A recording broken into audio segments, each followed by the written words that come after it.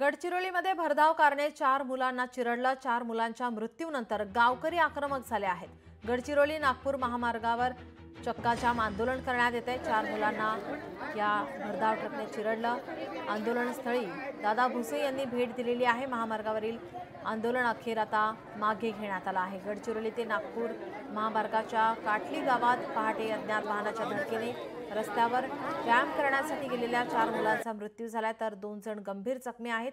या ठिकाणी दादा भुसे यांनी भेट दिली, समजूत काढलेली आहे।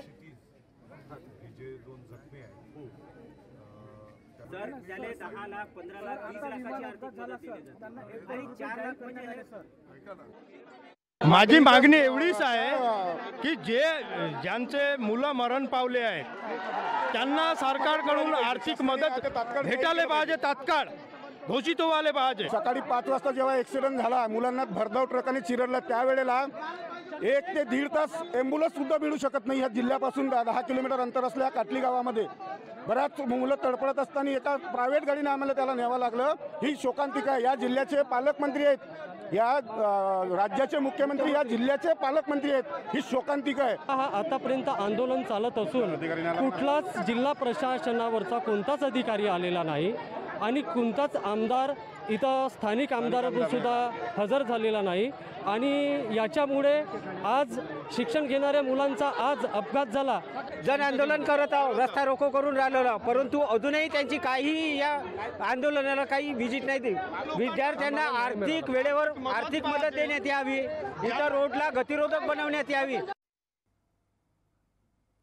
आपले प्रतिनिधी मनोज ताजने आपल्यासोबत फोनलाईनवरून जोडलेले आहे। आपण पाहतोय या ठिकाणी दुर्दैवी घटना, दादा भुसे यांनी आंदोलनस्थळी भेट दिलेली आहे, समजूत त्यांची काढलेली आहे, काय अधिकची माहिती? नीलम, या ठिकाणी सकाळपासून जे आंदोलन चालवलं होतं, जवळपास 5 तासापासून हे आंदोलन चालू होतं आणि आता मंत्री दादा भुसे यांच्या भेटीनंतर त्यांनी समजूत काढल्याच्या नंतर आणि गावकऱ्यांच्या ज्या मागण्या आहेत त्या जवळपास सर्व मागण्या ज्या आहेत त्या पूर्ण करण्यासाठी सकारात्मक प्रतिसाद दिल्याच्या नंतर हे आंदोलन आता गावकऱ्यांनी मागे घेण्याचा निर्णय घेतलेला आहे आणि त्यामुळं बऱ्यापैकी आता वातावरण या ठिकाणी निवडण्याची शक्यता आहे।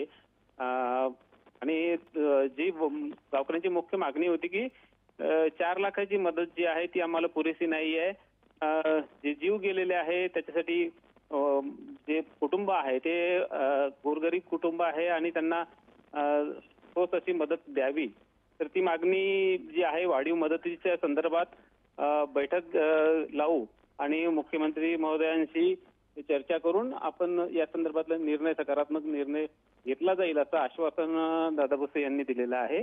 आणि इतरही ज्या मागण्या आहेत की क्रीडांगण असो, मुख्य मार्गावरती स्पीड ब्रेकर असो किंवा इतर काही छोट्या मागण्या आहेत त्या मागण्या सुद्धा आपण सकारात्मक रित्या पूर्ण करू असं आश्वासन दादा भुसे यांनी दिलेलं आहे। जी, धन्यवाद आपण दिलेल्या या माहितीसाठी।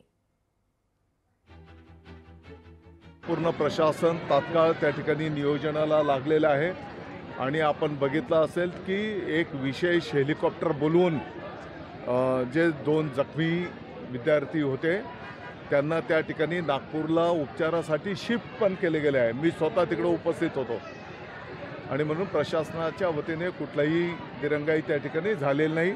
आता स्वतः जिल्हाधिकारी महोदय, स्वतः SP महोदय, आम्ही आमदार साहेब, आम्ही सगळे सोबत आहोत। लोकशाही मराठी ऐका, पहा, जागरूक रहा।